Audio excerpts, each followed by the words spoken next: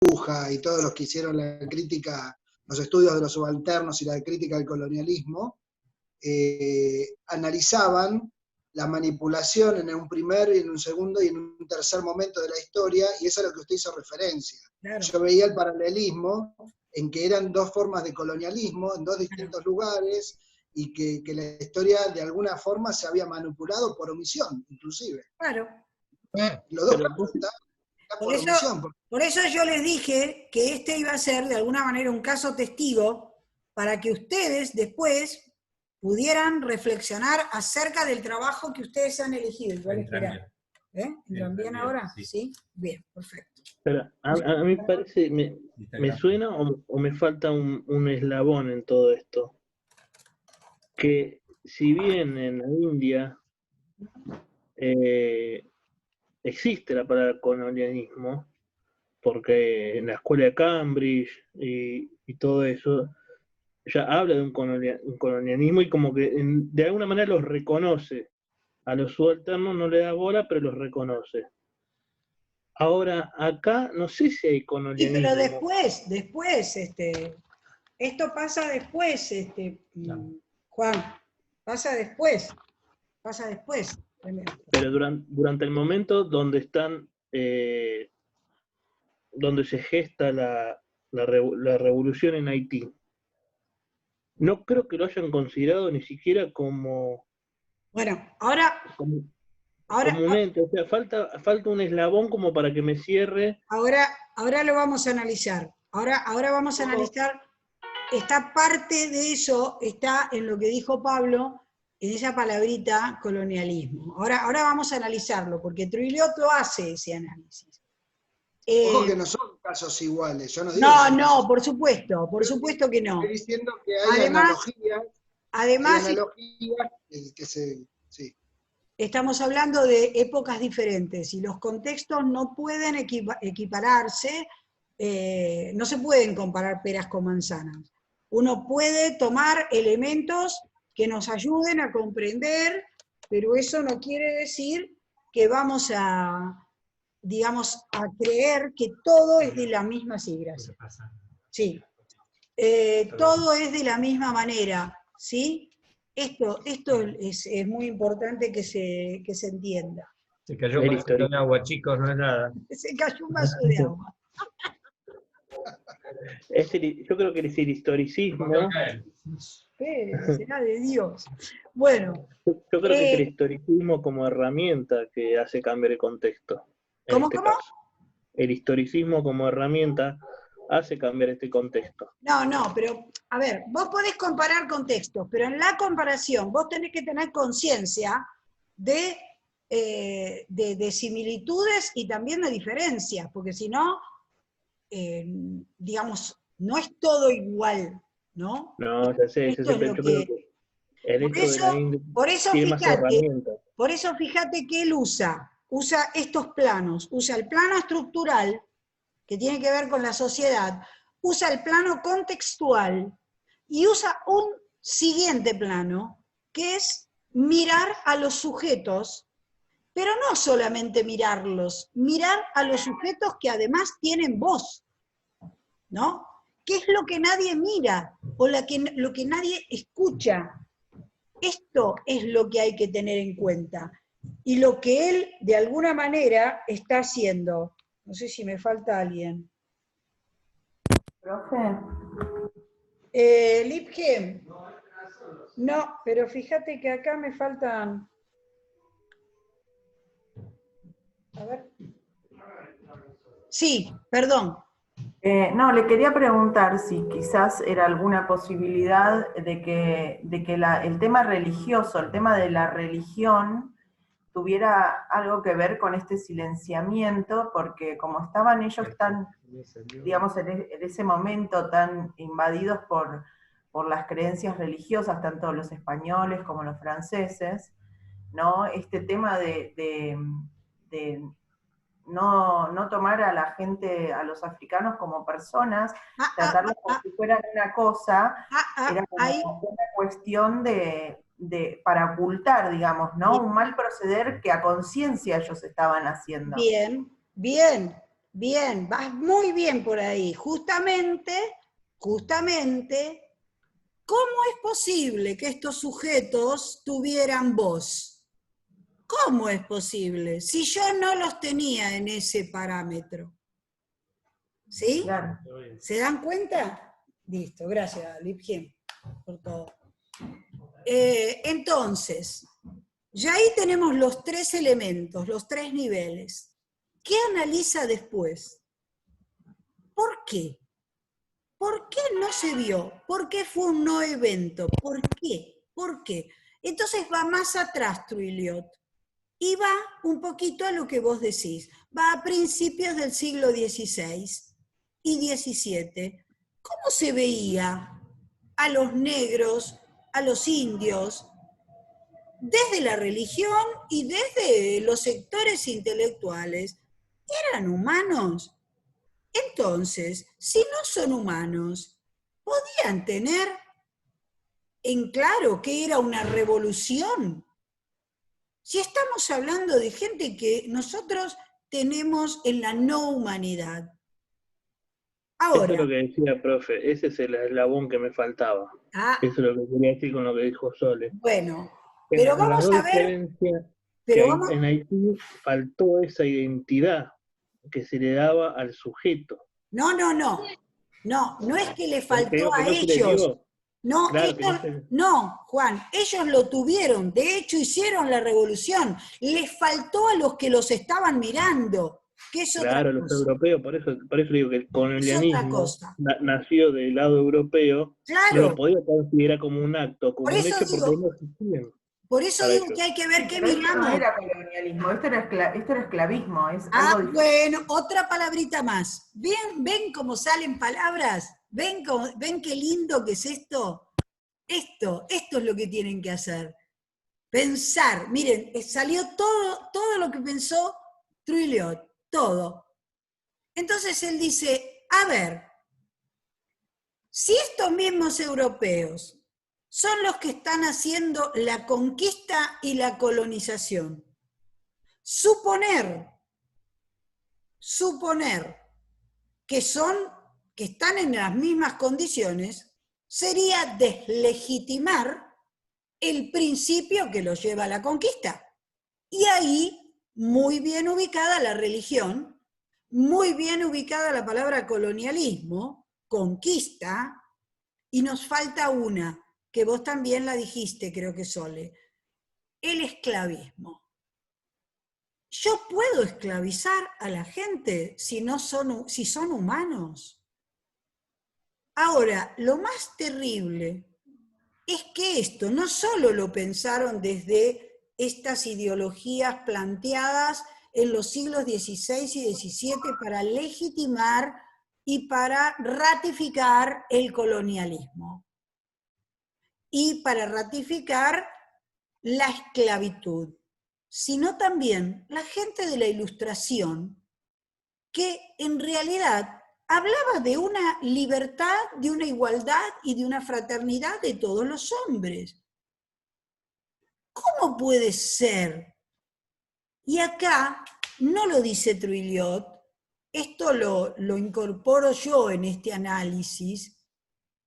Si nosotros pensamos en cómo se construye esa trama de significados y por consiguiente cómo actúa en consecuencia, si yo primero no deslegitimo esa trama, no lo puedo ver. Y lo que él dice es que colonización, esclavismo y racismo fueron 3 ideas que no se pudieron romper para poder comprender este fenómeno. Ni siquiera la izquierda radical en Francia y en Inglaterra. El mismo Jacobino, que en Francia mató a quienes no lo eran, no pudo aceptarlo, porque su trama de significados de alguna manera lo encarcela y no le permite ver lo que está pasando. Hasta tal punto ocurre eso. Él dice que en realidad el siglo XIX, que va a venir después, va a ser un gran retroceso con el racismo.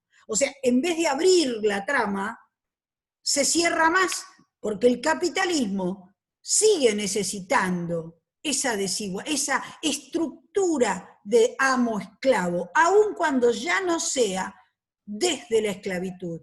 ¿Por qué en Estados Unidos no se acepta la liberación? ¿Por qué la izquierda no acepta la liberación? Incluso hablan de una liberación gradual, porque no lo pueden concebir, no lo pueden identificar como un fenómeno, no los ven, no los pueden comprender. Por eso él dice que es un no evento, porque la realidad de lo que está ocurriendo es incompatible con la trama de significados que ellos tienen. ¿Queda claro lo que digo? Miren que es difícil, ¿no? Profe, ¿le puedo hacer una pregunta? Sí. Hay algo que no entiendo, ¿no? ¿Por qué más adelante, cuando siguieron colonizando América, cuando conocieron los otros pueblos y empezaron a interesarse en otras riquezas, ¿no? En lo que había en México, en Perú, bueno, ya sabemos Potosí, etcétera. ¿Por qué cambió que ellos empezaron, o sea, por qué a los aborígenes desde algún lugar los empezaron a tomar como de otra manera, ¿no? Si bien los esclavizaron, y ya sabemos que esclavizaron a una gran parte, hay como una pequeña, hay como una diferencia en cómo encararon la esclavización de los negros africanos y cómo encararon a los aborígenes, a los autóctonos de acá de América. Otra vez vamos a la contextualidad, a la espacialidad. Los aborígenes estaban acá, eran diversos, encuentran diferentes, digamos, también estatus entre los aborígenes, no esclavizaron a todos los aborígenes, de hecho dijimos que se respetaron las estructuras sociales entre los aborígenes y de alguna manera fueron los mismos caciques los que favorecieron, ¿sí?, el trabajo esclavo de sus mismos pueblos, ¿sí? Por otro lado, desde la Iglesia, como la legitimación de la conquista tenía que ver con la evangelización, tenían la necesidad de considerar que tenían alma, porque si no tenían alma, ¿qué iban a evangelizar? O sea, era una necesidad para que ellos pudieran realizar lo que supuestamente venían a hacer. ¿Sí? Con los esclavos pasa otra cosa.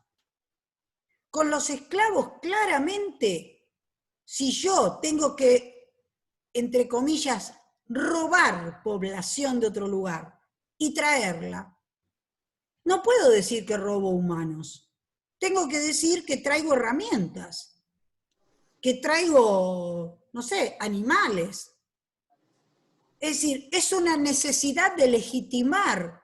Esto es como cuando en la guerra yo tengo que hacerte creer que tu enemigo no es igual que vos podés matarlo porque en definitiva no es humano. Si ustedes vieron la película Pelotón, ustedes habrán visto que a los vietnamitas, los norteamericanos, los llamaban simios. Porque una cosa es matar a un hombre y otra cosa es matar a un simio. Es una legitimación la que estoy haciendo. Entonces, si se naturaliza que el esclavo es nada más que una herramienta de trabajo, si se mueren, no se muere, si lo violo, si no lo violo, es lo mismo.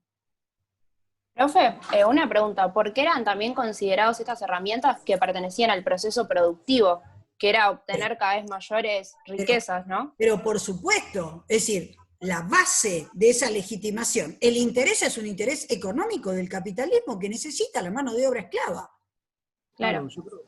O sea, dentro de esa organización económica no contaban los esclavos porque eran considerados herramientas. Claro.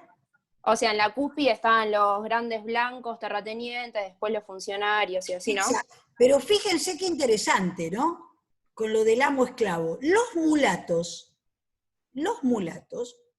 que si es el mulato es la mezcla de blanco y negro, ¿no? El mulato, que podía obtener un beneficio, terminaba siendo un amo más terrible a lo mejor que el blanco. O sea, y acá hay un elemento que nos estamos dejando de lado no inocentemente. Y es lo que trata Trilliot desde el principio, que son las relaciones del poder. Cómo se ejerce el poder no importa con quién lo ejerzan. ¿Quién tiene el poder? Por eso este libro que yo siempre les comento, los disfraces del poder. No importa de qué se disfraza el poder. El poder siempre construye asimetrías. ¿Ese es el plano contextual, las relaciones de poder? Claro, no. Las relaciones de poder entran en el plano relacional y generan también cambios en el plano contextual y en la conformación de los sujetos. ¿Entendés? Las relaciones de poder, para verlas, vos tenés que entrar en la trama de relaciones sociales y ver cómo se estructuran. Por eso él habla del plano estructural como el primer plano. Porque él en realidad lo que hace es poner en juego ese poder. Y aún cuando realmente ese poder triunfó, fíjense hasta qué punto ocurre esto, que Francia, que pierde la guerra, o sea, Francia perdió sus colonias. ¿Saben lo que hace? Les pone una indemnización porque las tuvo que entregar. Haití tiene una deuda larguísima y recién le van reconociendo la independencia a fines del siglo XIX. Porque, pero, ojo, ¿consideran los franceses históricamente, lo consideran como una derrota en la historia francesa? Los franceses los consideran claramente como una pérdida, pero no sé si como una derrota. Porque si no sería legitimarlo. Claro, porque muchas veces, por eso le piden una indemnización, más bien que como una derrota, como una desobediencia. Es más, lo consideran como una enfermedad de los negros, ¿no? O sea, como que los negros son rebeldes, ¿y qué querés que hagan? Entonces después, cuando Haití construye un estado de pobreza, un estado donde hay una élite que también se aprovecha de eso, cualquiera que haya estudiado Papá Duvalier habrá visto la dictadura terrible entre ellos mismos. Por eso digo que el poder no tiene que ver con el color, tiene que ver con la relación que vos construyas. Porque ellos fueron sometidos después por sus propios congéneres, por los mulatos o los negros. ¿Sí? Fíjense hasta qué punto, cuando una mujer cometía infanticidio, lo veían como algo patológico. Y lo que hace Trilliot y lo que hace la antropología es verlo como un elemento de resistencia. ¿Ven cómo cambia la mirada? No como una patología, sino como un elemento. Lo hicieron las indígenas, las aborígenes. Es que la patología es de los franceses. Bueno, pero para eso tenés que ver. Pero vos creés que los europeos hoy, con el etnocentrismo, hoy todavía consideran que ellos no son lo superior, lo más. No, pero nosotros lo podemos ver. Si vemos lo que hicieron en Haití y vemos lo que Francia sigue haciendo en África, con los negros probando los remedios, bueno, los consideran igual que los consideraban a los haitianos. Volvemos a la interpelación de Sole. Esta es la interpelación. Porque pudiendo ver esto ahora, podemos deslegitimarlo. Y en muchos casos nosotros también lo legitimamos. Este es el tema. Esto es muy importante lo que estamos haciendo, porque tiene que ver con una toma de posición. ¿Sí? Yo hice un trabajo en mi tesis de licenciatura que tenía que ver con la participación. La participación es un proceso, no es algo determinante. ¿Participo o no participo? Es un proceso. Ese proceso tiene etapas. La primera etapa es la información. Yo me informo, Pero ¿qué pasó con esos historiadores? En realidad, por ejemplo, miren lo que hicieron, es increíble. Van a relatar la independencia de Haití, pero van a buscar fuentes de los europeos. Entonces, obviamente, la mirada que van a tener va a ser la mirada de los europeos. ¿Sí? Entonces, lo primero es la información. Lo segundo es situarse. ¿Qué quiere decir situarse? Es mirarme, che, ¿quién soy yo? ¿Dónde estoy? ¿Qué me está pasando a mí? Me interpelo. A mí, hoy, ¿me está pasando lo mismo? ¿Estoy obviando situaciones que tengo delante y no miro? ¿Estoy decidiendo qué pongo en la historia y qué no pongo? Y lo que no lo pongo realmente porque no me interesa, porque no me parece pertinente, o porque hay algo que me está sesgando ese criterio. ¿Sí? Esa es situarse. La siguiente, la 3, es la toma de posición. Una vez que me sitúo, yo tengo que tomar posición. O sigo adelante en ese proceso, y entonces me movilizo, me organizo, deslegitimo la cultura, sigo adelante, o me quedo retenida en ese momento. Bueno, esto nos pasa habitualmente, nos pasa a nosotros, les pasa a los historiadores, les ha pasado a los políticos, a los intelectuales, porque seguir adelante en ese proceso significaba cuestionar incluso su propio estatus. Y muchos, hoy nos reímos, ¿no? Porque mucha de la izquierda que habla vive en Puerto Madero o en Palermo. Entonces no me jodas, papi. ¿Estamos cuestionando tu estatus? No, no lo estamos cuestionando. Entonces hay cosas que no vamos a decir porque no me conviene. ¿Verdad? Entonces esto es lo que tenemos que plantearnos. Esto es lo que plantea Troiliot.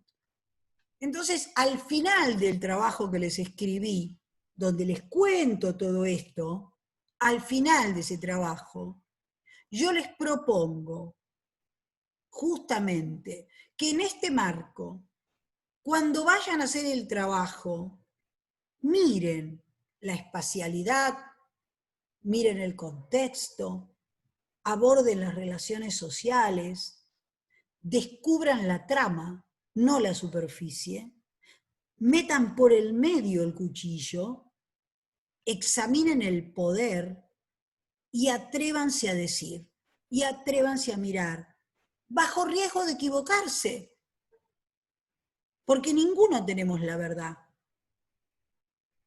Pero hay que saber darse el lugar de mirar otras cosas, si no, vamos a seguir soslayando realidades que por alguna razón no queremos decir. Bueno, esto es interpelarse por el presente. Interpelarme a mí misma. ¿Yo realmente tengo ganas de hacer una historia diferente? ¿O voy a hacer un trabajo que me termine la cursada y le pongo 3 o 4 cosas, pego esto del otro? Bueno, yo les estoy proponiendo otro trabajo que tiene que ver con sentarnos a pensar. Sí, sé que es difícil lo que les propongo, porque tiene que ver también con prejuicios nuestros, con situaciones que nosotros de alguna manera tampoco queremos dejar, porque uno vive en una situación de confort. Y es difícil hacer esto. Seguramente a este hombre que trabajaba en la Universidad de Chicago, no le debe haber sido fácil, que toda la academia estaba en contra. Toda la academia en contra. ¿Sí? Entonces, bueno, es el riesgo que uno toma cuando quiere hacer algo. Bueno, me parece, sin creer que yo tengo la razón ni nada que se le parezca, pero me parece que es un tema que hay que pensar, ¿no? Y que va más allá a lo que estamos estudiando. Porque si yo les doy como tema la revolución y la independencia, y no nos metemos adentro de lo que realmente es ser independiente, estamos haciendo una truchada. vamos a seguir repitiendo la Semana de Mayo, y los chicos la van a seguir repitiendo. Y nadie va a entender por qué. ¿Por qué incluso los blancos criollos que hicieron esta revolución, que fue importante y que cuestionó cosas, tampoco se atrevió a poner como ejemplo a los negros de Haití? Porque también tenía que dejar parte de su estatus y tenía que dejar parte de sus privilegios. Y si bien a los indios los llevó a la batalla y les dio un lugar, les dio la igualdad, convengamos en que tampoco cambiaron demasiado el estatus social de toda esa gente, como no los cambiamos hoy.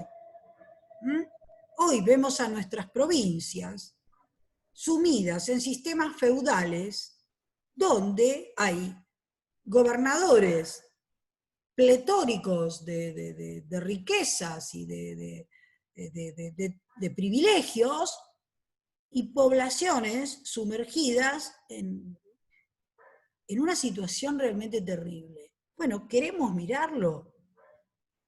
Esta es la pregunta. ¿Queremos verlo hoy? ¿Nos va a servir esta revolución? Porque hay que decir, muy bueno, los negros, ¿y qué querés? Mirá cómo viven hoy Haití. Ahora, queremos analizar la situación económica, queremos ver por qué Haití está así hoy, queremos ver la política norteamericana del BISTIC, ¿queremos ver todo eso o no nos interesa? Entonces, esto es algo que tiene que estar siempre tintineando en nuestros criterios. Porque podemos hacer otra historia. De hecho, hay un montón de gente que hace otra historia.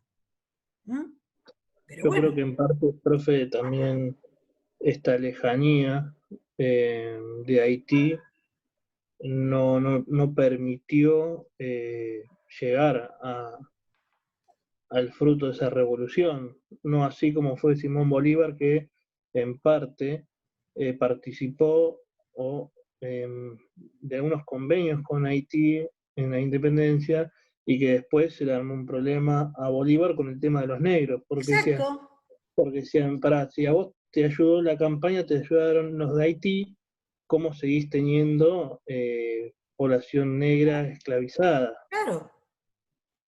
Perdón, chicos, ¿se bancan si nos conectamos otra vez? ¿O están muy cansados? Díganme la verdad. Porque... Tus clases son espectaculares, ¿no? No entiendo. Dijo que sí, le tradujo el español. Bueno, claro, me lo dijo en criol. En criol. Claro. Es italiano.